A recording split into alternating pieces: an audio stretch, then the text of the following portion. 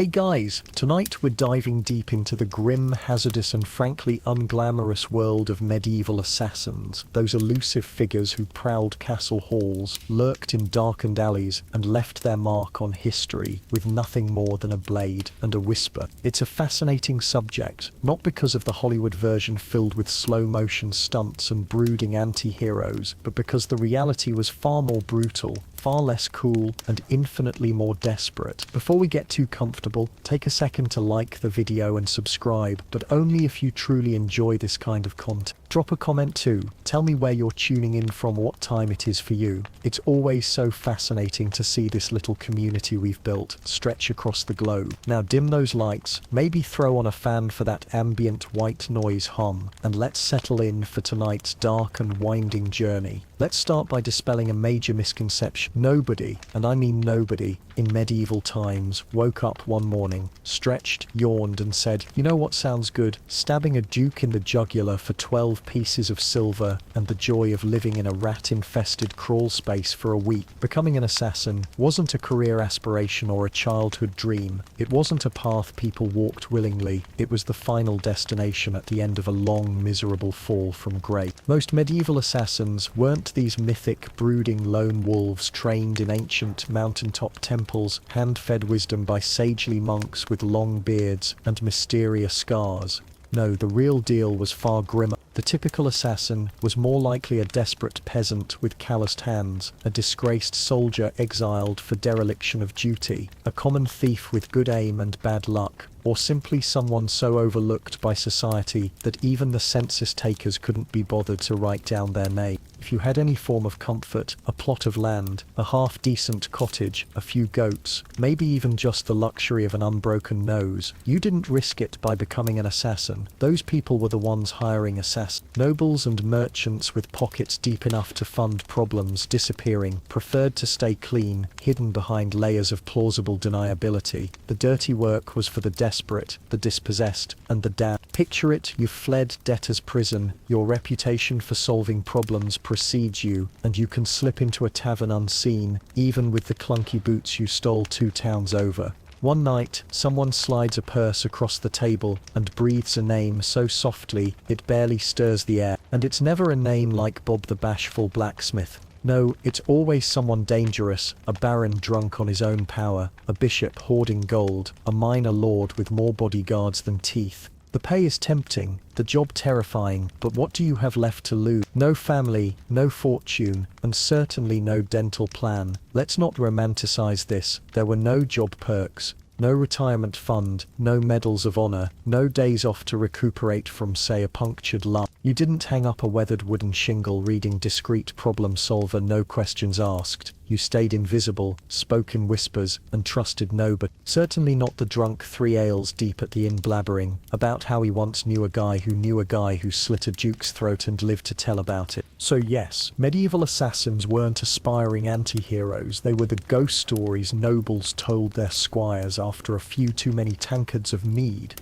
They were human afterthoughts, the disposable tools of powerful people who didn't want blood on their own hands. They lived hard and died harder, and most didn't live long enough to spend what little coin they earned. Let's burst another big myth. The idea of the assassin as a highly trained elite killer, practicing secret arts passed down from generation to generation under candlelight in some hidden monastery. Forget about it. There were no montages, no wise old mentors, no elegantly choreographed training sequences set to inspirational lute music. There was only desperation, improvisation, and a crash course education in not dying. Most assassins learned the trade on the fly, literally. If you could climb quietly without sneezing, you were already ahead of the curve. Military veterans had a slight edge. They knew how to wield a blade and take a punch, but most learned how to kill by trial and error, mostly error. If you survived your first few attempts, you might get better, or you might get luckier. There was no assassin's handbook, no chapters on the best poison or how to recognize a decoy noble dressed up to sniff out killers. You learned on the job, or died trying. Climbing castle walls wasn't a skill, it was an act of sheer panic, hoping the stone wouldn't crumble under you, and that the watchman's torch wouldn't catch the glint of sweat on your brow. Poison, trial and error again. It wasn't the elegant, untraceable killer Hollywood loved. More often it was a crudely brewed concoction of herbs and minerals that might work or might give the target nothing worse than a stomachache and a bad temper. Worse yet, you might poison yourself. No medieval poison hotline, no nifty scrolls explaining antidote, just blind guesswork and prayer. If you were exceptionally lucky, you might fall in with an older assassin who took pity on you and taught you a few tricks: how to muffle your steps on creaky floorboards, how to blend into a crowd after a kill. But mentoring wasn't a given. It was rare and short-lived. Assassins didn't retire peacefully. They disappeared, often violently, and took their hard-earned knowledge to the grave. As for weapons training, dream on.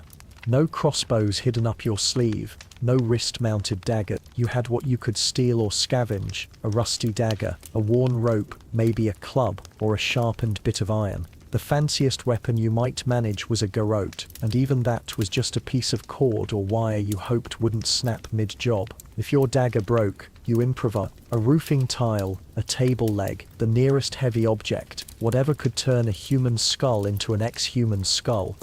Success didn't come from precision, it came from survival. Kill quickly, sloppily if needed, and disappear before the guards could even lift their torches. The job wasn't about perfection, it was about not getting caught long enough to collect your sorry pay, assuming you survived to see it. Now let's dig into the real reason anyone ever became an assassin. Coin. Cold, heavy, and terribly necessary coin. The promise of silver, enough to buy food, maybe safe passage to another village, maybe even bribe a priest to look the other way. That promise lured people in. The reality: you got paid in lies and treachery. The people hiring assassins didn't want loyal employees. They wanted plausible deniability. They dangled a bag of silver and promised more upon success. But here's the trick. Upon success often meant, once we verify you did it without getting caught, and you're not a loose end we now need to snip. Assassins were expendable. Do the job, and maybe you get paid. Maybe more often, you got double-crossed. The noble you just served might decide that silencing you was cheaper than paying you. Congratulations, now you're the target. And if you did manage to get the coin, don't expect a fortune. No amount of silver made up for the days spent hiding in root cellars or the years shaved off your life by paranoia and cold exposure. Some jobs weren't even real. They were elaborate traps, political machinations designed to flush out enemies or catch dissenters red-handed. You might be sent to kill a decoy, only to find yourself facing a squad of guards and a noose with your name on it. There was no union for assassins, no grievance committee. You learned to demand payment up front or take your chances with a dagger in your back. Living as an assassin meant surviving on lies, betrayal, and an unwavering, bone-deep mistrust of anyone who smiled too easily. You trusted no one, not your client, not your handler, not even the tavern wench handing you your ale with a little too much cheer. Now, assuming you weren't dead yet, let's talk gear. Forget the sleek gadgetry you see in movies or games. There were no spring-loaded blades or cloaks woven from the hair of 1,000 silent monks. Gear was whatever you could afford, steal or cobble together. A good dagger was gold, sharp, balanced, and hopefully free of the rust that screamed tetanus shot or death by infection. Poison, if you dared, was brewed from crushed herbs, venomous toads, or minerals scraped from cave walls. Unpredictable, volatile, but sometimes all you had. Ropes, sure, if you could spare one and knew your knots. Mess up and you'd end up wrestling your target to the ground, swearing under your breath about the absurdity of it all. Bows were rare, cumbersome, suspicious, hard to conceal. Assassinations were intimate affairs, up close, messy, and terrifyingly personal. Backup weapons, dream on. If your only dagger snapped mid-stab, you improvised with whatever was at hand. A roof tile, a wine bottle, a chunk of broken chair leg. You didn't upgrade between missions. There were no blacksmiths forging custom kits for freelance killers. You worked with what you had, and prayed it didn't fail you at the worst possible moment. Your tools weren't just weapons. They were your lifeline, your insurance policy, your silent partners in a business where failure meant death. And let's not forget the targets. You weren't sent after commoners. You didn't knife Greg the village baker for a handful of silver. You were tasked with eliminating nobles, men and women protected by layers of guards, high walls, and paranoia thicker than the castle walls themselves.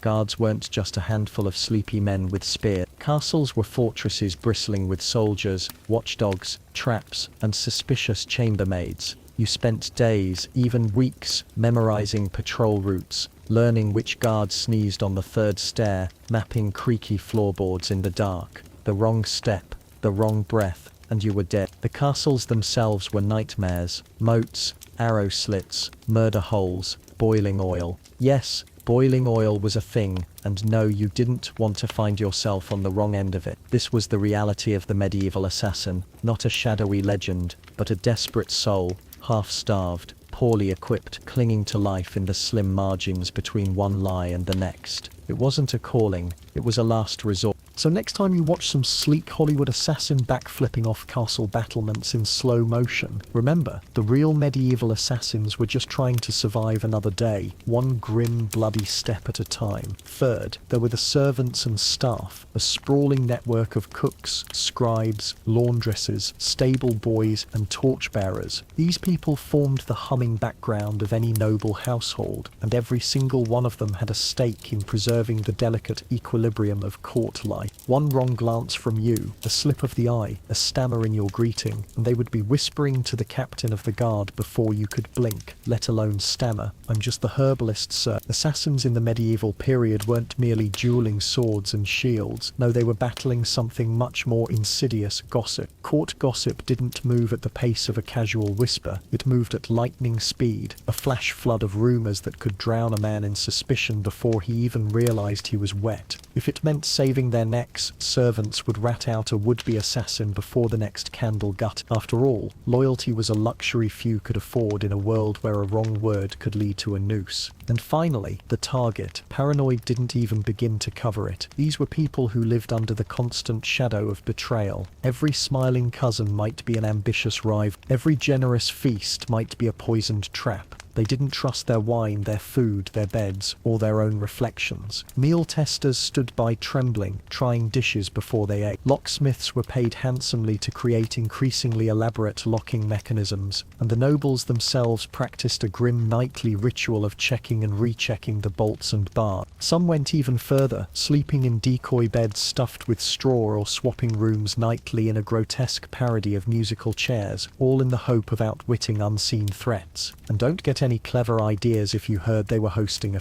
Sure, the target would be drunk, eventually, but so would you. Feasts weren't casual affairs, they were endurance tests. Tankards of ale and goblets of wine flowed like rivers, and the revelry grew so loud that even a whisper might not be heard. Yet despite the drunken hay, you would still have to slip past not just the royal guard, but also 3 suspicious dogs, an ever-watchful jester, whose livelihood depended on noticing oddities, and 50 inebriated nobles who were more than willing to point a finger at the first stranger they couldn't recognize. Even getting close enough to attempt the kill could take weeks, weeks of drudgery and meticulous planning. You might have to bribe a chambermaid with more coin than you could afford, forge papers declaring you an official rat catcher, or smuggle yourself inside a shipment of winter wine barrels. And when that long-awaited moment finally arrived, you had exactly one chance for a silent, perfect, non-squeaky, non-bloody ghost vanish into the night kind of strike. Miss, and you wouldn't just fail, you'd be swinging from the castle gates within the hour, dangling from a rope with a sign around your neck that read, in no uncertain terms, "Nice tr-." Now, let's be honest, when modern minds imagine a medieval assassin, what comes to mind? Perhaps sleek black robes, stitched to perfection, glinting leather bracers, and a mysterious hood billowing like a crow's wing under the silver moon. The reality, you'd look less like a harbinger of death, and more like a goat herder who hadn't seen a clean bucket of water in months. Disguises were crude, assembled from whatever rags and remnants you could scavenge.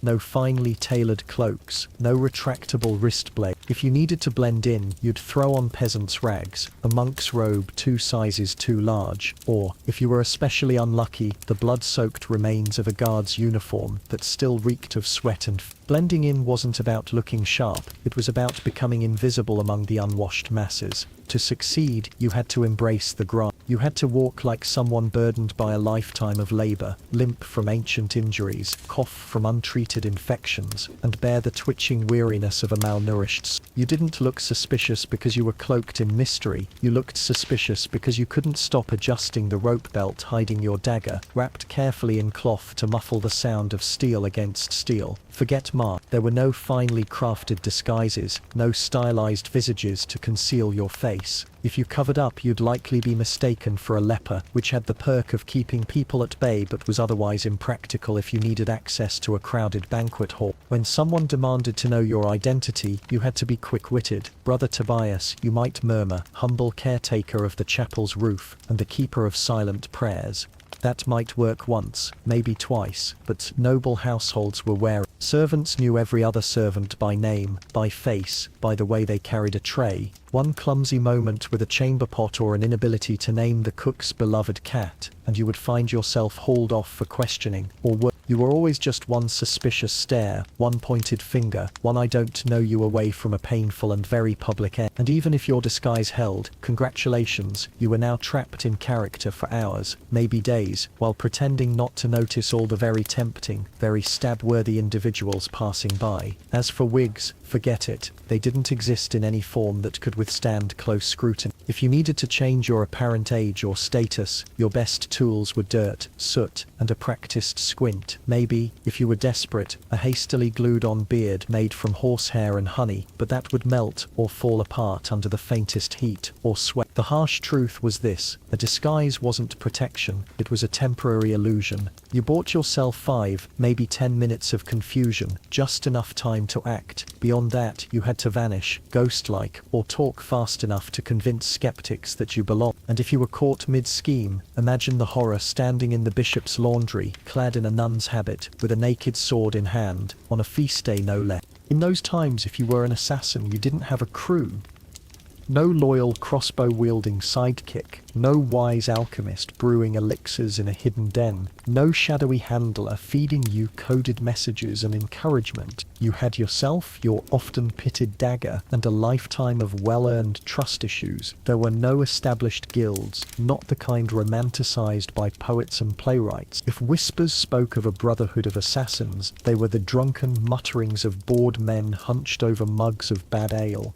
You were more likely to encounter a ghost than find another assassin to share strategies with. Why work alone? Because every extra person who knew you existed was a risk, every connection a potential betrayal. Even your clients, the ones who paid in gold, rarely knew your real name, and if they did, you were already preparing to disappear long before the job was finished. Companionship? Impossible. Friends asked questions. Lovers noticed too much. The scars, the fresh bruises, the habit of sleeping with a blade under your pillow.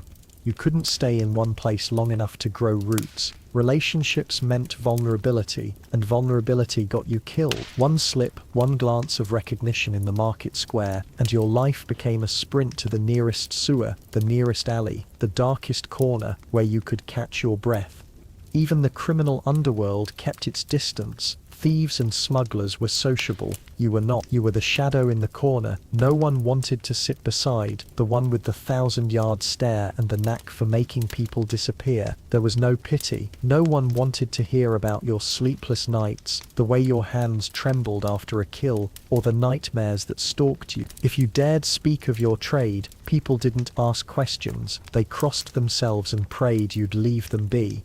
So you kept your silence. You drank only enough to appear normal. You slept facing the door, back to the wall, every sense alert. At inns, you never stayed longer than a night. You never gave your real name, unless someone paid handsomely, and even then it was probably a lie. Being an assassin in medieval times wasn't about being the best killer. It was about mastering the art of disappearance, from sight, from memory, from history itself. Suppose you took the job, you mapped every route, bribed every doorman, perfected the appearance of a humble chimney sweep. And then at the critical moment, you froze. Maybe the target turned unexpectedly. Maybe a child wandered into view. Maybe despite everything, your hand trembled and the blade quivered. Congratulations, you're dead, because failure wasn't just a black mark on your record, it was a death sentence. public, theatrical, and unimaginably painful. Medieval punishments weren't subtle. You'd be tied to wheels, torn by iron implements, or hanged and quartered while a jeering crowd threw rotten fruit. Failure didn't just mean you missed, it meant your very existence was erased in fire and blood. And even if you survived the attempt, your life was already over. Your description would be shouted from rooftops, your face crudely drawn and nailed to tavern doors. Every city gate, every country road, a noose tightened. Worse still, your client would turn on you, fail them, and you were a loose end. Someone who could be tortured into revealing who hired you. They wouldn't wait. The moment they heard you failed, they'd put a bounty on your head. No second chances, no do-overs. You got one shot. Blow it, and survival became a grim game of hide and seek. A game you would lose. But let's say you didn't fail. Let's say the dagger struck true. No screams, no alarms, just the soft collapse of a once powerful figure. Congratulations. Now run. Success didn't earn you glory. It earned you a blood-soaked sprint through alleys, dodging guards, slipping through shadows. There was no pause to admire your work, no time for smug satisfaction. Every second you lingered, the danger grew. Escape routes needed to be planned before the kill. Boats stashed in hidden coves, horses left saddled in deserted courtyards, bribes handed out weeks before to ferry captains and gatekeepers. Because when the city went into lockdown, and it would, you'd find every gate closed, every road watched, and every sword unsheathed. Your face would be the face everyone hunted, and your description would be simple, extremely dangerous, and very, very stabby. Even your client wasn't safe. They would vanish too, burning letters, erasing records. You were now too dangerous to know. What did you win? A few coins, maybe. A week of hiding in lofts, smearing soot on your face, changing names, sleeping in ditches, always one step ahead of a dozen angry men with swords and an unforgiving memory. Because in the life of a medieval assassin, success didn't mean safety. It meant starting all over again. New city, new face, new lies, and knowing that the game would never end. So yes, you made the kill. The dagger found its mark. The breath left your target's lips, and in the heartbeat that followed, the world seemed to hold its breath with you. But there's no time to savor the victory. No, now you run. You run like hell, because hesitation, even for a moment, is an invitation to a noose, a torch, or a sword in your back. If being a medieval assassin wasn't already miserable enough, living the life of the perpetually hunted, scraping by in the margins of society, hiding your face beneath a ragged hood, and sleeping in crumbling barns that reeked of goat and mildew, you also had to contend with something far worse, the creative, fevered paranoia of everyone around you. Because in the murky, superstitious world of the Middle Ages, assassins weren't simply feared, they were something more sinister, something otherworldly. To the average peasant, squinting suspiciously from beneath a patched bonnet, you weren't merely a skilled killer, you were a cursed creature, a figure steeped in darkness and whispers, consorting with devils and trafficking in the unknown. They believed you whispered ancient incantations to demons by moonlight, smeared your blades with unholy frog's blood under an eclipsed sky, and melted away into shadow through sheer black magic. Why else, they reasoned, could you sneak past guards undetected, slip through barred gates, and vanish without leaving so much as a broken twig in your wake? Logic, after all, was a rare and brittle thing back then, reserved for monasteries and dusty scholars. Superstition, however, was everywhere, a living, breathing force, as real as the mud underfoot.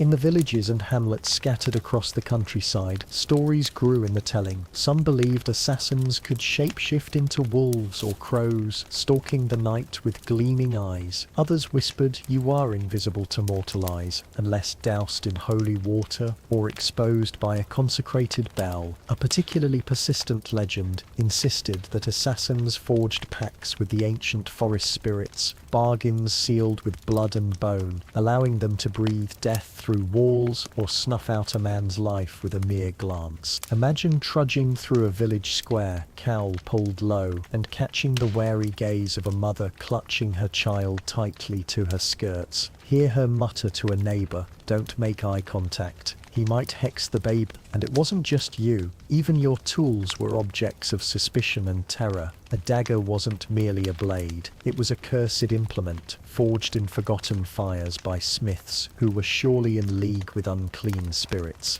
Carrying vials of poison. Forget chemistry, that was witchcraft. Plain and simple. They pictured you crouched in a graveyard at midnight, stirring your deadly brew with a severed toe beneath the ominous glow of a blood moon. You might think that such fear would be useful, that it would keep people away, give you space to operate in peace. But the truth was far more dangerous. Superstitious mobs don't hesitate. They don't stop to ask if you really are an assassin, or if you might be something worse. They throw stones first and ask questions never. They light torches, sharpen pitchforks, and scream things like "burn him before he calls the storm," with the kind of frenzied certainty that only ignorance can breed. Your dreadful reputation, instead of serving as a shield, made people more inclined to violence.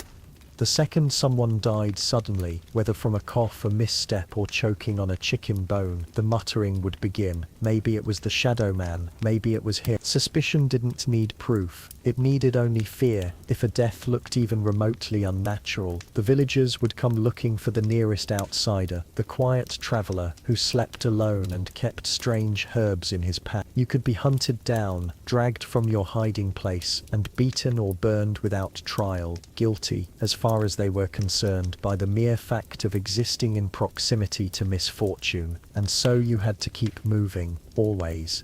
You could never stay too long in one place, because sooner or later, a priest would ring a warning bell, and the village would rise against you, pitchforks and clubs in hand, faces contorted with the kind of righteous fury that brooked no argument. Worse still, even the faintest oddity, a foreign accent, a pouch of unfamiliar coins, a sachet of dried herbs for your aches, could be enough to brand you a sorcerer or a demon's servant. In a world where monsters were believed to wear human faces, being too quiet, too clever, too quick made you a menace that had to be destroyed, immediately, preferably with fire.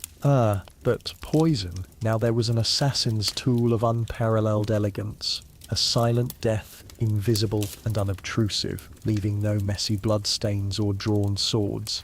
In theory, at least. Just a sip, a stagger, a final, shuddering breath, and your mark would be no more. In practice, however, poisoning in the Middle Ages was about as reliable as winning a brawl with a handful of dried leaves and a prayer. You didn't have the luxury of laboratory-grade toxins or tidy little capsules of doom. Your arsenal consisted of dubious plants, questionable mushrooms, poisonous minerals scavenged from crumbling cliffs, maybe the occasional venomous toad if you were lucky and daring. You had to know your materials intimately, where to find them, how to harvest them without dying yourself, how to prepare them with a delicate hand. Even so, success was never guaranteed. You didn't measure doses with precision instruments. You eyeballed it, relying on experience and gut instinct. Too little, and your victim merely vomited and went to bed early. Too much, and you accidentally exposed yourself, foaming at the mouth, before your target so much as lifted his goblet. And even if you concocted the perfect poison, there were still daunting obstacles. Medieval kitchens were chaotic, bustling places where servants, cooks and tasters bustled about with suspicious eyes. You couldn't just stroll in and season the Lord's soup with a sprig of deadly nightshade. You had to bribe someone, impersonate a scullion, or sneak in under the cover of darkness. Even then, highborn nobles didn't treat their meals casually. No, eating was a paranoid ritual. Food was tasted by stewards, blessed by priests, and sniffed by jesters and servants alike. Some meals were sampled by no fewer than 3 human tasters, and as ridiculous as it sounds, by a dog. Yes, a dog, trained to whimper or fall ill if something was amiss. If you somehow slipped the poison past all that, the bribery, the blessings, the canine sniff tests, there was still the matter of timing. Some poisons acted quickly, others insidiously slow. A noble might chuckle at a jest one moment, and hours later, collapse clutching his stomach, blaming ill omens or bad oysters. And when suspicion inevitably arose, who would they look to? Not the steward, not the taster. No, they would remember the quiet, aloof man who asked too many questions about herbs and didn't finish his ale. You, always you. Poison was no clean kill. It was a gamble, risky, slow, and packed with unpredictable variables, any of which could turn deadly for you instead of your mind if you were caught. Oh, mercy was not in the cards. They would not simply hang you. No, they would question you, painfully. Tools you dared not imagine would be brought forth, and you would be encouraged, with slow and inventive cruelty, to confess to every death from the king to the kitchen cat. You might expect, given the sheer audacity and importance of your work changing the course of history with a well-placed dagger or goblet, that someone somewhere would remember your name, immortalize you even. You'd be wrong. An assassin was never meant to be remembered. That was the point. At best you were a rumor, a whispered name, a shadow glimpsed from the corner of a fearful eye.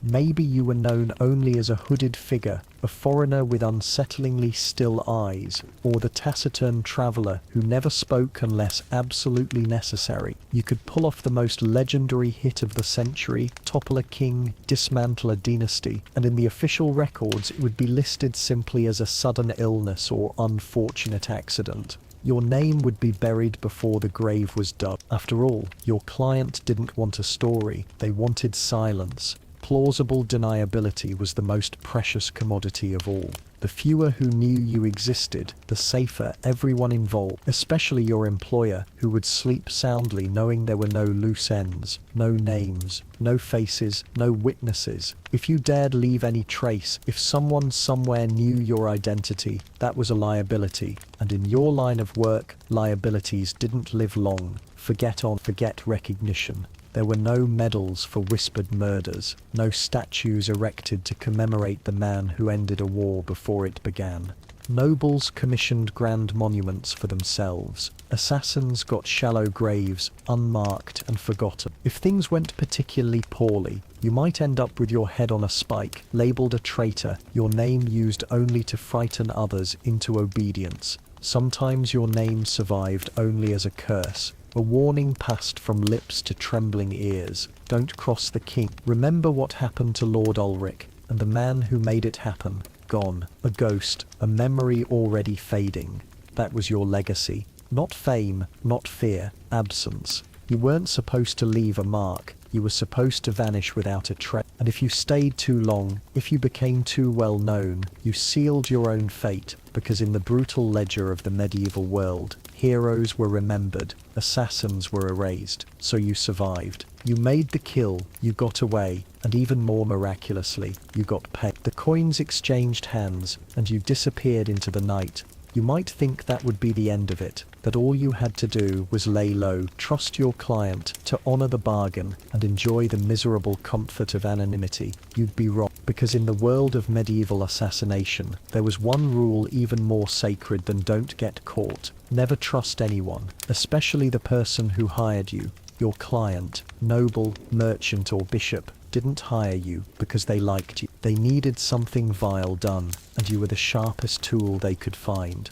But once the deed was done, you became a danger. You knew too much, who, when, why, and how much gold changed hands. And that made you a liability, and liabilities must be dealt with. More often than not, they ghosted you, vanished as if you'd never met.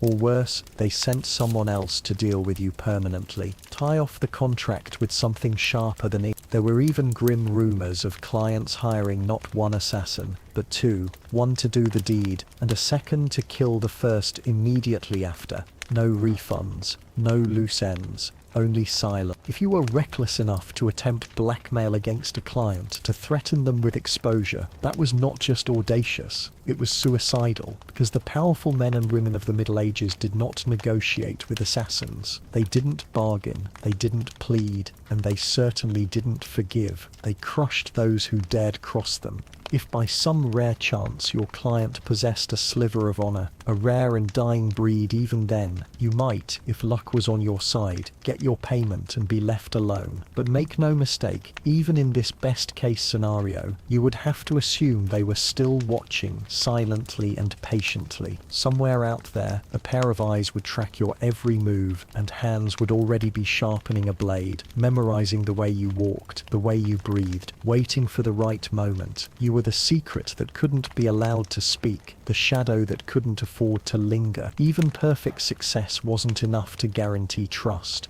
In their eyes, if you had killed once, you could kill again, and nobody, least of all the person who had once hired you, wanted to take the risk of being your next target. Imagine for a moment that somehow you defied the odds, you survived the killings, the lies, the poisonings, and the betrayals. You outlived your enemies, your treacherous employers, and most likely, whatever tattered remains of your own morality you once possessed. What then? Would you retire? Slip away quietly into a life of anonymity? Absolutely not. In the medieval world, assassins didn't retire. They didn't have farewell banquets, cozy cottages by the sea, or pensions neatly paid in gold coins with grateful thank you notes. There were no second acts. You didn't quietly exit the stage. You vanished, or you died. Often, it was both. The issue was brutally simple. You were never ever safe. Walking away from the profession didn't mean leaving your past behind. The past had a way of sticking to you like blood to your hand. You carried too many secrets in your head, too many dangerous names etched into your memory, and your hands, they were stained with the lives you had taken, a mark that no amount of washing could erase. People didn't want you living quiet. They wanted you forgotten, which more often than not meant they wanted you buried. And even if, and this is a colossal if, no one actively hunted you, you still lived under the constant gnawing fear that some young ambitious assassin, eager to make a name, would receive a contract with your face described on a slip of parchment. So you changed your name once more. You moved to a village tucked far away from prying eyes, the sort of place where people asked no questions and expected no answer. You faked a limp to seem harmless, sold herbs and salves to farmers, pretended you once served as a weary guard stationed at a forgotten border post. But even then, sleep never came easily. You avoided crowded markets, slipping around the edges. You always sat facing the door, your back never to the room. Under the floorboards, hidden and close at hand, you kept a dagger and a pouch of coins. Coins you never spent because they still carried the faint metallic scent of the man from whom you earned them. And trust was a concept you abandoned long ago. Not just trust in others, but trust in yourself. Years of silent murders and frantic escapes twisted your mind until even your own shadow felt treacherous. Every knock on the door sent a cold jolt through your body. Every passing traveller on the road could be an informant or a killer. You stopped dreaming altogether because dreams made you vulnerable. You couldn't love, you couldn't truly laugh, and you certainly couldn't relax, not even in moments that should have been safe. You lived like a ghost masquerading as a man. The cold, harsh truth was this: there was no happy ending for a medieval assassin. No retirement, no redemption. Just a slow, lonely erosion into obscurity. Always moving, always watching over your shoulder, until one day, without fanfare, you slipped away into the dark and no one even noticed. And in a way, that was the best you could hope for. By now, you've probably figured it out. Being a medieval assassin wasn't a dark, romantic fantasy. It wasn't noble. It wasn't even especially profitable when all was said and done. It was a grim, thankless, and brutally short-lived career. A life sewn together with lies and betrayals, wrapped in blood-stained linen, and followed by a relentless parade of enemies who wanted nothing more than to see you dead.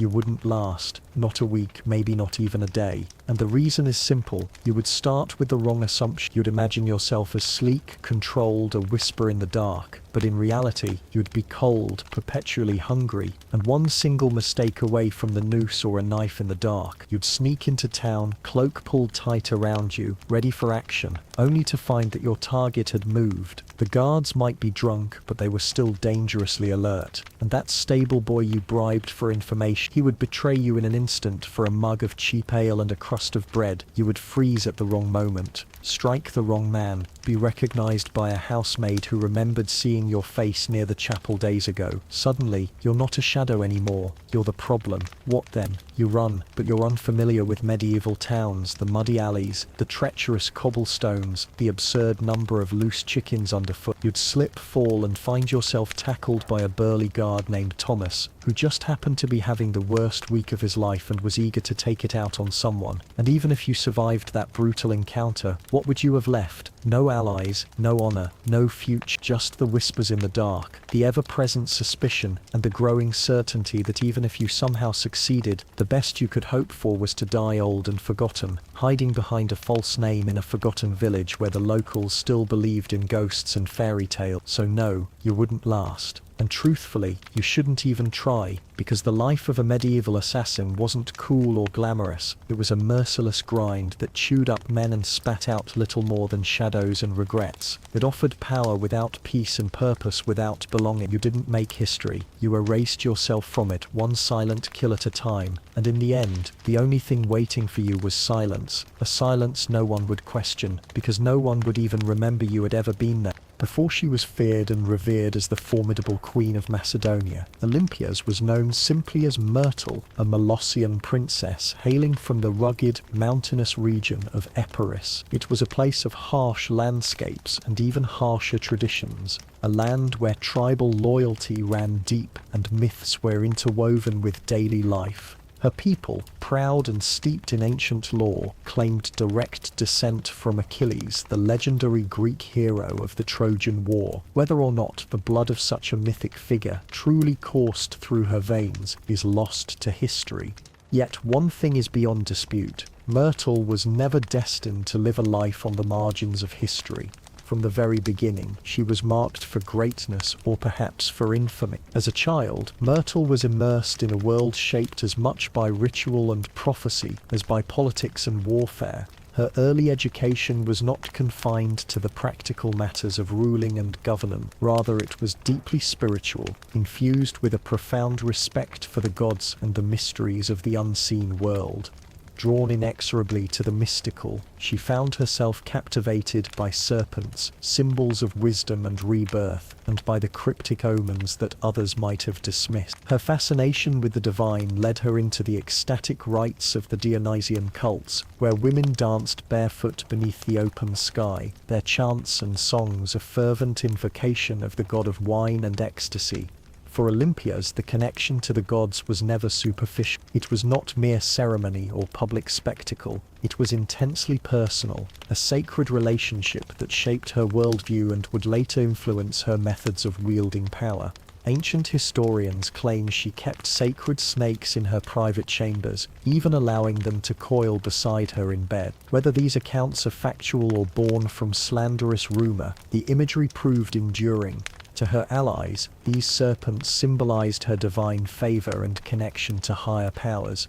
To her enemies, they were a chilling testament to her danger and unpredictability. Olympias's real ascent to power did not begin with battles or military campaigns. It began within the shadowy world of sacred rites and whispered prophecy. Fate intervened in a dramatic way when Philip II of Macedon, a shrewd and ambitious leader, journeyed to Samothrace for a religious initiation. There he encountered not just another royal princess, but a living enigma. Their marriage in 37 BCE was not simply a political arrangement to strengthen ties between Macedonia and Epirus. It was a collision of destiny, ambition and the divine. Their union, however, was anything but harmonious. Philip, a brilliant strategist and consummate politician, was known for collecting wives as political trophies, each marriage reinforcing a strategic alliance. Olympias, however, was no passive consort. She refused to be relegated to the periphery of power. She maintained her own network of alliances, consulted oracles with fervent regularity, and continued to weave her future through rituals and religious ceremonies. She would not simply be a wife, she would be a force to be reckoned with. The birth of Alexander marked the zenith of Olympias's early ambitions. Legends flourished around the event. A thunderbolt was said to have struck her womb, and flames reportedly danced around the infant Alexander without harming him. Olympias, ever attuned to the power of myth, embraced these narratives and ensured they were widely circulated. For her, these omens were not mere curiosities, they were divine validation of her son's preordained greatness. Yet, court life in Macedonia was treacherous. As Philip accumulated more wives, Olympias's position became increasingly precarious. The gravest threat emerged in the form of Cleopatra Eurydice, a young noblewoman of Macedonian blood. Any son she bore would possess an unassailable claim to the throne, potentially eclipsing Alexander's right as the child of a foreign-born queen. Olympias understood that the palace was no sanctuary, it was a battlefield, albeit one where weapons were replaced with dreams, serpents, and calculated ritual. She fought not with armies, but with the intangible forces of belief, fear, and prophecy. Philip's assassination at the wedding of their daughter Cleopatra was a seismic event. The kingdom was thrown into turmoil. Suspicion was cast in every direction. Was it Pausanias, Philip's disaffected bodyguard? Was it Alexander, eager to claim the throne? Or was it Olympias herself, the silent architect of dynastic survival? History offers no definitive answers, only an echo of rumors and speculations. What is certain is that Olympias moved swiftly and mercilessly in the aftermath. Cleopatra Eurydice and her newborn daughter were eliminated, an act attributed to Olympias without hesitation by her contemporaries. With Philip gone, she ensured that Alexander's path to the throne was unobstructed. As he embarked on his legendary conquest of the Persian Empire, Olympias remained in Macedonia, ruling from the shadows, using sacred relics, oracular pronouncements, and complex rituals to protect and empower her son's ambition. Although formal regency fell to Antipater, one of Philip's trusted generals, Olympias continually undermined him. Through a ceaseless stream of letters, she advised Alexander, warning him against over-reliance on certain generals and counsel. She kept the spiritual and political threads taut, binding Alexander to the divine destiny she had so meticulously crafted. When Alexander died unexpectedly in Babylon in 3023 BCE, the sprawling empire he had forged fractured almost immediately. Olympias, now bereft of her son but not of her formidable will, threw her efforts into safeguarding the legacy he had left behind. She allied with Roxana, Alexander's widow, to protect the infant heir, Alexander I, against the ambitious regents and generals vying for power. The years that followed were chaotic, marked by the bitter conflicts of the Wars of the Diadochi. Olympias returned to Macedonia at the head of an army, determined to crush Cassander, son of her old adversary Antipater. Her campaign was ruthless. She captured and executed Philip III, Aridaeus, and his wife Eurydice, eliminating key rivals and reasserting the primacy of Alexander's bloodline. For a brief, blazing moment, Olympias regained control over Macedonia. Yet, her triumph was short-lived. Cassander regrouped and besieged her in the fortress city of Pydna. As the siege dragged on, starvation and disease ravaged the defenders. Olympias, proud and unyielding, refused to surrender. But in time her remaining forces weakened and demoralized, betrayed. Cassander, reluctant to execute the queen himself, handed her over to the relatives of those she had condemned to death. Yet such was her fearsome reputation that none dared strike the first blow. Ultimately, it fell to foreign mercenaries to carry out the sentence. Olympias met her fate with silent dignity, the Serpent Queen extinguished at last. Her death marked the end of the Argead dynasty's dominance, and the final unraveling of the mythos she had so carefully constructed around Alexander. Olympias did not command armies in the traditional sense. She did not lead charges into battle. Instead, she wielded belief and mythology as her weapons. She transformed motherhood into a political strategy, prophecy into a shield against rivals, and religious ritual into a tool of influence. Vilified by many ancient historians as a ruthless murderer and a practitioner of dark arts, Olympias nevertheless achieved what few women of her time could even imagine. She shaped the course of empires and ensured that Alexander's legend endured long after his death. Without Olympias, there might have been no narrative of Alexander the Divine Conqueror, no youthful king molded by omens and destinies. She is remembered not with affection, but with awe. Hers is a legacy that haunts the corridors of history, a ghostly architect of greatness, whose machinations helped define an era. Olympias was not merely the mother of a king, she was a queen who turned the very concept of motherhood into an empire, wielding it with a force and precision that would echo through the ages. Far from the mountains of Epirus and the halls of Macedon, on the sun-baked island of Crete, lie the ruins of Knossos, a place that still breathes an air of enigma. Situated near modern Heraklion, the ruins stretch over the landscape like the remnants of a dream half remembered. Winding stone corridors twist and turn, staircases seem to lead both upward and nowhere, and rooms double back on themselves in a perplexing, almost playful fashion.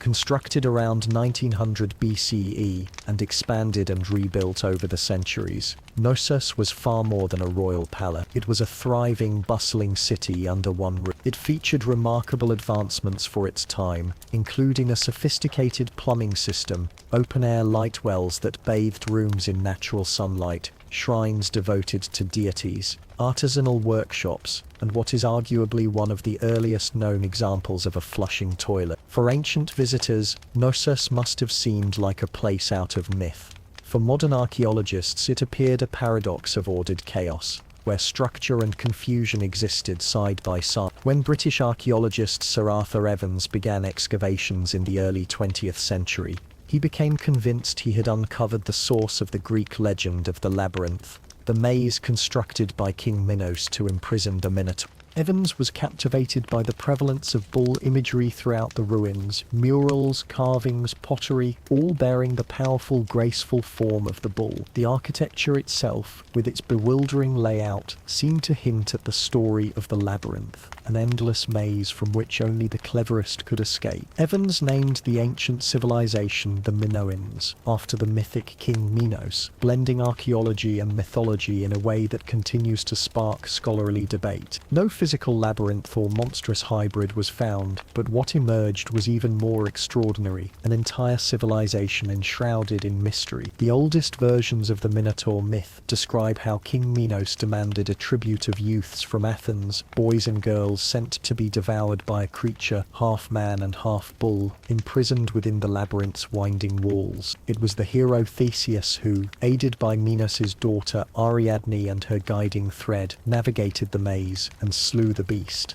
In truth, the Minoans revered bulls as sacred animals. Their art, vivid and dynamic, celebrates not only the bull but also the human form in vibrant, flowing motion. One of the most dangerous and exhilarating rituals was bull leaping, in which participants, men and women alike, would vault over the horns of a charging bull. To Minoan eyes, the bull was not a monster, but a symbol of power, renewal, and divinity. The so-called labyrinth could well have been a metaphor. Perhaps it represented the complexities of political alliances, the psychological journey toward enlightenment, or simply the overwhelming grandeur of Knossos itself. The palace's design disorients even modern visitors, with its maze-like passageways and multi-storied structures, giving credence to the idea that Knossos was in its own right a labyrinth of human ingenuity. The Minoan civilization, flourishing between approximately 200 and 600 and 1400 BCE, was distinctively different from the martial cultures that would later dominate Greece. Minoans were traders, artisans, and lovers of nature. Their frescoes teem with images of dolphins, lithe dancers, and lush vegetation. Their religious iconography celebrated the feminine divine, most famously embodied in the snake goddess figurines, women with bare breasts and serpents entwined around their arms, embodying fertility, rebirth, and protection. Knossos was not merely a palace or a fortress, it was a living temple, a place where civic life and sacred ritual intertwined seamlessly. By around 1400 BCE, Knossos fell into decline. The reasons remain elusive. Some speculate that a massive volcanic eruption on Thera, modern-day Santorini, triggered tsunamis and climate shifts, devastating the island's infrastructure. Others propose internal political collapse or conquest by the mainland Mycenae. What is clear is that the fall of Knossos was not marked by violent destruction, but by gradual abandonment, a civilization fading into silence.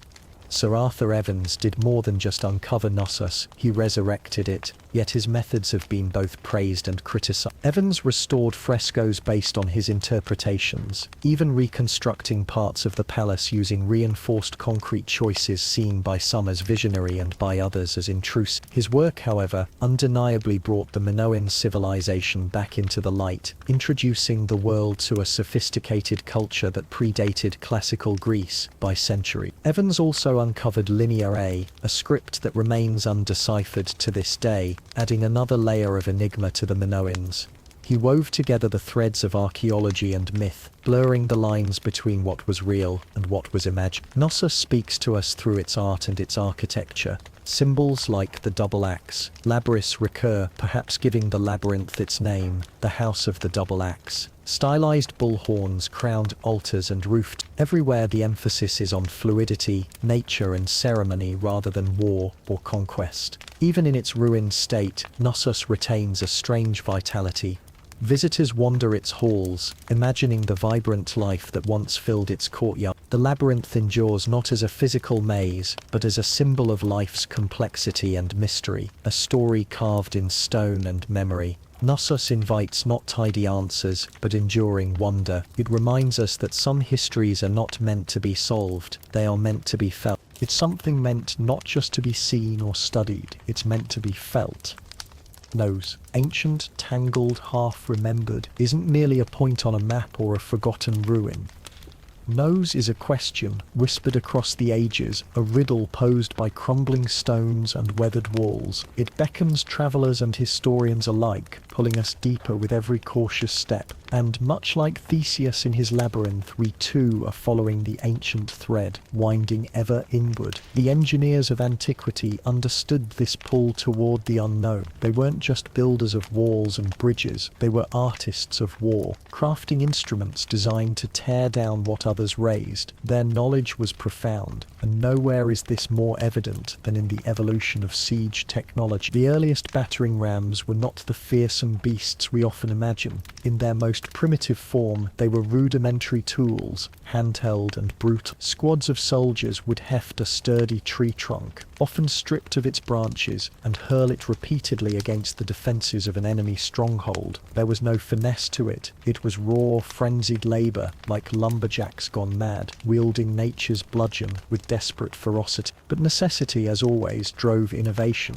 Over time, the battering ram evolved from a crude trunk into a formidable siege engine. Ancient engineers discovered that by mounting the ram within a mobile frame, often a large wooden structure on wheels, and shielding it with a protective roof, the battering ram transformed. No longer merely a tool of brute force, it became a weapon of terror, a mechanical embodiment of relentless pressure. The covered ram, known as a testudo or tortoise, for its shell-like roof, protected its operators from the withering rain of arrows, stones and boiling oil that defenders hurled down from the battlement. The Assyrians, those masters of siege warfare, refined the ram into something almost mythological in its menace. They combined battering rams with siege towers, creating hybrid machines that brought destruction and death simultaneously. Stone reliefs from the ancient city of Nineveh immortalize these contraptions, great iron-tipped rams rolling steadily toward the gates of defiant cities, moving with the slow, inexorable force of a deity of ruin. And these rams weren't limited to smashing the main gate. They were also deployed against vulnerable sections of a city's walls, weakly mortared joints, or even watchtowers, battering them until they collapsed under the relentless assault. Their arrival heralded only two outcomes for a city under siege: surrender or total devastation. Defenders knew that once a ram was in motion, and protected by its armoured shell, their days were numbered. The Greeks took this idea and refined it further. Their innovations in design, materials and strategy turned siege warfare into a precise science. And then came the Romans, master engineers without equal.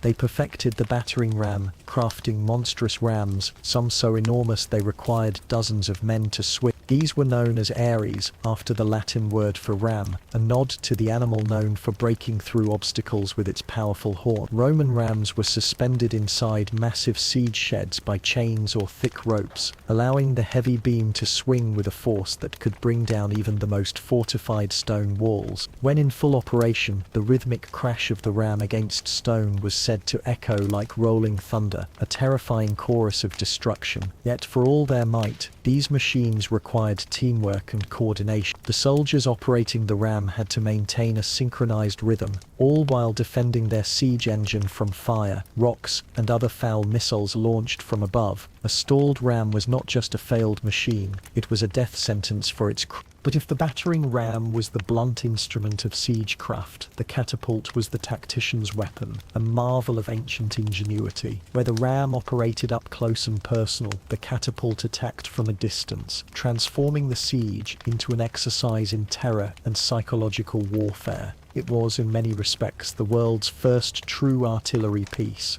The catapult emerged from the Greek world in the 4th century BC, a time when warfare was evolving from chaotic melee into a more strategic enterprise. Visionaries like Dionysius the Elder of Syracuse, notorious for his love of cutting-edge military technology, commissioned the earliest torsion-powered catapults. These machines were a leap forward, using tightly twisted bundles of sinew, hair, or other fibrous materials to store potential energy. These were no crude slingshots. They were meticulously engineered devices capable of launching massive projectiles, stones, javelins, incendiary bombs with devastating accuracy over incredible distances. Two main designs quickly emerged: the ballista, essentially a massive crossbow that hurled heavy bolts capable of impaling multiple enemies in a single shot, and the traditional catapult, designed to lob stones high over walls, shattering whatever lay beyond. When the Roman engineers turned their attention to the catapult, they improved it, as they did with so many Greek innovations. They designed catapults that could be dismantled and transported easily by their legions, enabling rapid deployment during campaigns. Some Roman catapults could hurl 60-pound stones at speeds that tore through gates and battlements with horrifying efficiency. But the true genius of the catapult lay not merely in its capacity for destruction, but in the spectacle it created. Ancient generals understood that war was as much about breaking spirits as it was about breaking bodies. Catapults were used to launch the severed heads of captured enemies into besieged cities, a grisly message that the defender's end was near. In some cases, diseased corpses were fired over the walls to spark epidemics, a rudimentary yet horrifying form of biological warfare. Of course, catapults had their drawbacks. They were heavy, cumbersome, and required trained crews to operate effectively. Difficult terrain could render them ineffective, but when they were deployed correctly, their psychological impact was undeniable. For the first time in history, the sky itself became a weapon. Cities realized that their walls could not merely resist force from the ground, they had to survive assaults from above. If catapults were instruments of tactical genius, the trebuchet was nothing short of majestic. Towering above the battlefield, creaking under its immense weight, the trebuchet was the king of medieval siege warfare. When a trebuchet appeared on the field, it wasn't just a weapon, it was a message, a proclamation. Your walls cannot save you. Unlike its torsion-powered cousins, the trebuchet was driven by gravity, employing a long pivoting arm balanced on a sturdy frame. On one end, a heavy counterweight, on the other a sling loaded with a deadly payload. When the counterweight was released, it swung downward, whipping the arm upward and flinging the projectile in a high destructive arc. This was physics weaponized with ruthless efficiency. Early traction trebuchets, where teams of men pulled on ropes to generate the throwing force, appeared in China as early as the 4th century. But the true counterweight trebuchet, the one that reshaped the face of siege warfare in Europe and the Islamic world, emerged much later, around the 12th century, possibly transmitted via Byzantine or Islamic engineer. The power these machines unleashed was staggering. A well-built trebuchet could hurl stones weighing 300 pounds over distances exceeding 300 meters. The arc of its throw allowed it to drop projectiles into the heart of a fortress, bypassing the outer walls entirely. No place within a besieged city was safe. And stones weren't the only things hurled by trebuchets. They launched diseased carcasses to spark plagues, barrels of flammable pitch, pots of blinding lime, and on occasion, insulting messages or taunts wrapped around rocks. One famous story from the siege of Stirling Castle recounts the construction of Warwolf, a trebuchet so massive that the mere sight of it prompted the defenders to surrender. Yet the king, eager to see his mighty machine in action, refused the surrender and ordered Warwolf to be fired anyway. Despite their immense power, trebuchets were not quick weapons. They took days to construct, hours to prepare, and minutes to reload. Skilled engineers and teams of workers were required to operate them effectively, but when a trebuchet was fully operational, it embodied the slow, inevitable crush of fate itself. Cities under siege could only watch and wait as doom creaked into place, while rams smashed gates and trebuchets hurled devastation from afar. Siege towers brought the battle right to the defenders' doorsteps. Picture a towering wooden structure, clad in wet animal hides to resist fire, bristling with archers and soldiers ready to spill onto the enemy's rampart. That was the siege tower, a rolling fortress and a weapon of direct assault. First developed by the Assyrians around the 9th century BC, siege towers saw their most dramatic evolution under the Greeks and Hellenistic monarchs.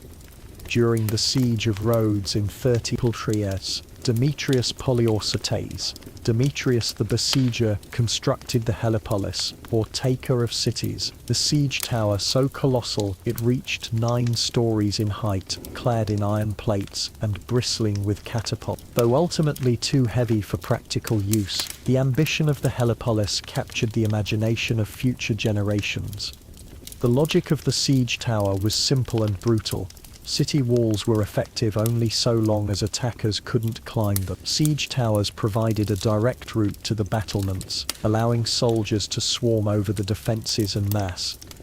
From their upper decks, archers could rain death upon the walls below, while infantry prepared for the final bloody assault. Yet siege towers had their weakness. They were slow, difficult to maneuver, and vulnerable to fire and sabotage. Defenders often dug ditches, flooded fields, or constructed secondary walls to block their advance. Still, a successful deployment of a siege tower could tip the balance of a siege, turning the defenders' great advantage, their walls, into a deadly liability. Yet perhaps the most chilling siege tactic required no roaring engines or thunderous projectiles. It crept silently beneath the earth. Siege tunneling, or sapping, was the dark, grim art of collapsing a city's defences from below. Attackers would dig tunnels beneath the enemy walls, support the tunnels with wooden beams, and then set those beams alight. As the timbers burned, the tunnel collapsed, and with it, the walls above. This method was ancient, practiced by the Assyrian, and perfected by later civilizations. Spartans attempted to undermine the city walls, only for the defenders to dig counter tunnels, meeting their enemies underground in brutal, close-quarter combat. These subterranean battles were fought in near-total darkness, illuminated only by the dim flicker of torches. Soldiers hacked at each other with short swords and daggers, often suffocating or being buried alive as tunnels collapsed around them.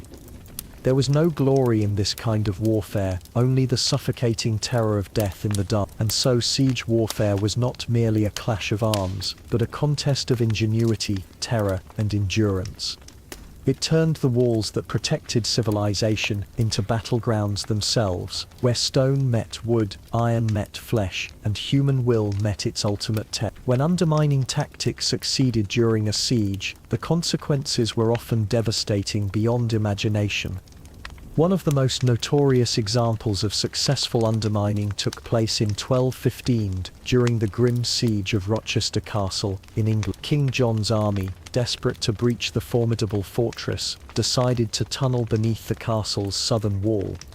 They carefully dug a mine, strategically positioning it under the strongest section of the fortification. Once the tunnel was ready, they packed it with pig fat, a substance that burned hot and long. Setting the fat ablaze caused the wooden supports to collapse, and with them, the entire tower above gave way in a thunderous crash. The defenders, stunned and demoralized by the sudden destruction, soon surrendered the castle. By the 13th century, siege engineers had become remarkably skilled specialists. Their role was no longer just about brute strength, it required a keen understanding of the land beneath their feet. These engineers meticulously studied the stability of foundations, measured the behavior of different types of soil, and planned strategic collapses with almost terrifying precision. In essence, they combined the roles of geologists, architects, and demolitionists, mastering a dark and complex craft. Although tunneling was a slow, laborious, and dangerous endeavour, one that required not only manpower but also a certain degree of reckless bravery, it proved a critical point about siege warfare. If an attacker couldn't go over the wall and couldn't break through it, they could always bring it crashing down from below. However, not all the drama and ingenuity of siege warfare came from the attackers. The defenders, cornered and desperate, often devised deadly and creative methods of resistance. For every battering ram built or siege tower pushed toward the walls, the besieged had their own array of brutal tricks waiting,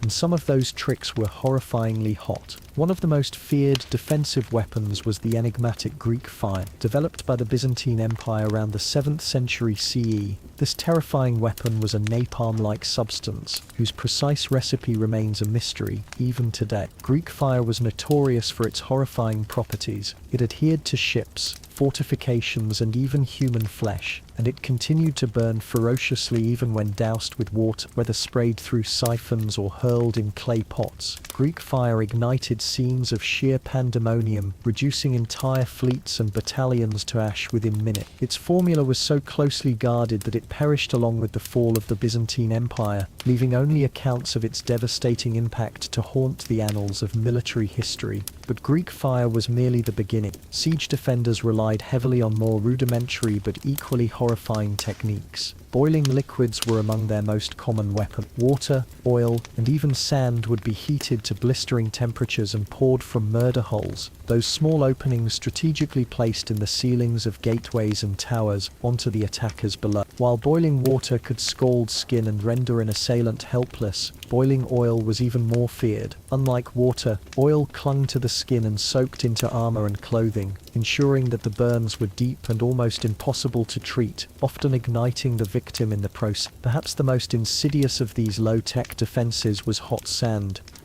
Though it might not appear as fearsome as flaming oil, hot sand was a silent, merciless killer. It would infiltrate the tiniest openings in a soldier's armor, especially vulnerable points like the neck, elbows, and wrists. The sand, heated to extreme temperatures, would cause horrific second and third degree burns, often cooking the flesh beneath the armor. A defender needed only to pour a small amount to cause irreversible agony. It might not have been dramatic from afar, but up close, it turned even the bravest warriors into shrieking, broken men within moments. In addition to these heated defenses, defenders also weaponized the immutable laws of physics. Gravity itself became a powerful ally. Massive stones, sharpened logs, or even carcasses of animals were hurled or dropped from parapets onto siege towers and densely packed enemy troops. The objective was not just to kill the attackers, but to crush their siege engines, their morale, and their very will to fight. Ingenious traps were another staple. Defenders laid hidden pits, installed collapsing bridges, and constructed spiked barricades, turning the castle into a lethal maze. Every defensive measure served a single crucial purpose: to bite.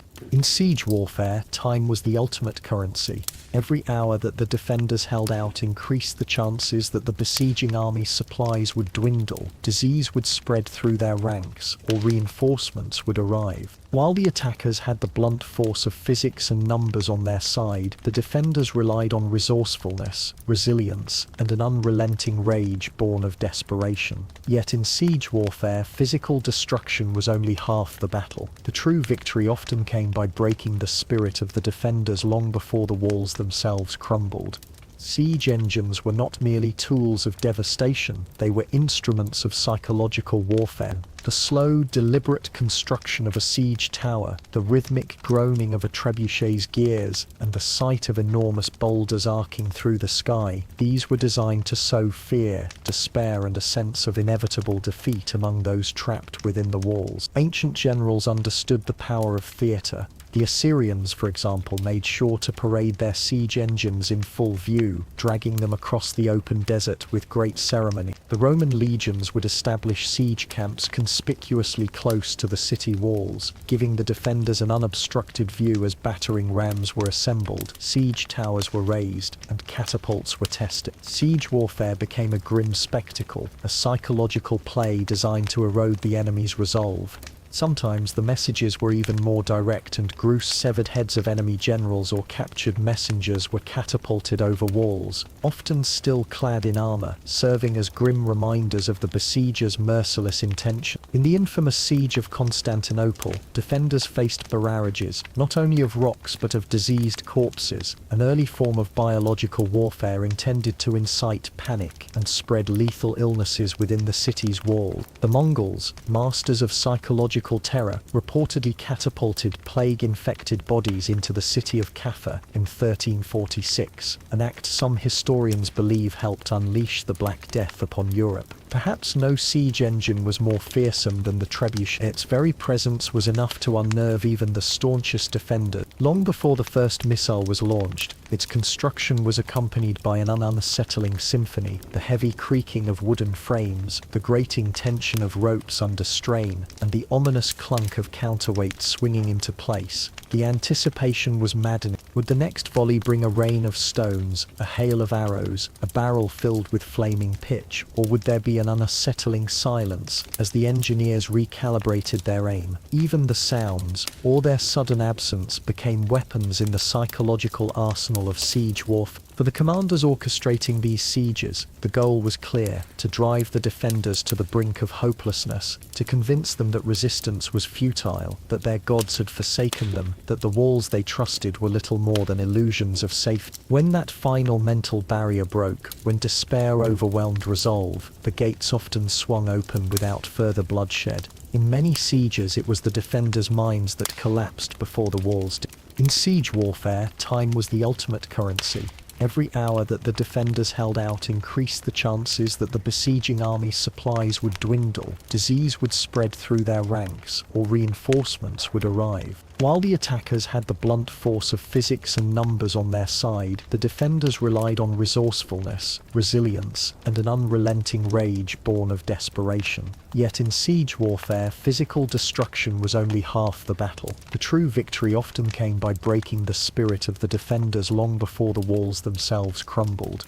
Siege engines were not merely tools of devastation, they were instruments of psychological warfare. The slow, deliberate construction of a siege tower, the rhythmic groaning of a trebuchet's gears, and the sight of enormous boulders arcing through the sky, these were designed to sow fear, despair, and a sense of inevitable defeat among those trapped within the walls. Ancient generals understood the power of theatre. The Assyrians, for example, made sure to parade their siege engines in full view, dragging them across the open desert with great ceremony. The Roman legions would establish siege camps conspicuously close to the city walls, giving the defenders an unobstructed view as battering rams were assembled, siege towers were raised, and catapults were tested. Siege warfare became a grim spectacle, a psychological play designed to erode the enemy's resolve.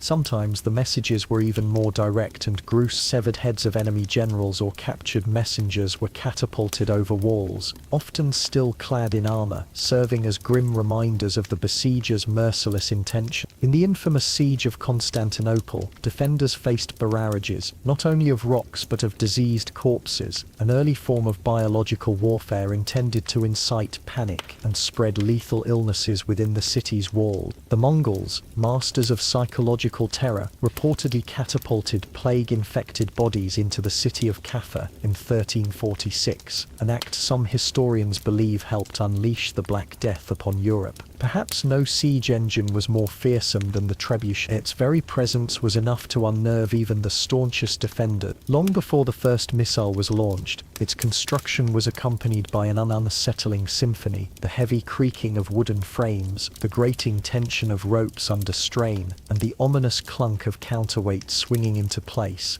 The anticipation was maddening. Would the next volley bring a rain of stones, a hail of arrows, a barrel filled with flaming pitch, or would there be an unsettling silence as the engineers recalibrated their aim? Even the sounds, or their sudden absence, became weapons in the psychological arsenal of siege warfare. For the commanders orchestrating these sieges, the goal was clear: to drive the defenders to the brink of hopelessness, to convince them that resistance was futile, that their gods had forsaken them, that the walls they trusted were little more than illusions of safety. When that final mental barrier broke, when despair overwhelmed resolve, the gates often swung open without further bloodshed. In many sieges, it was the defenders' minds that collapsed before the walls did.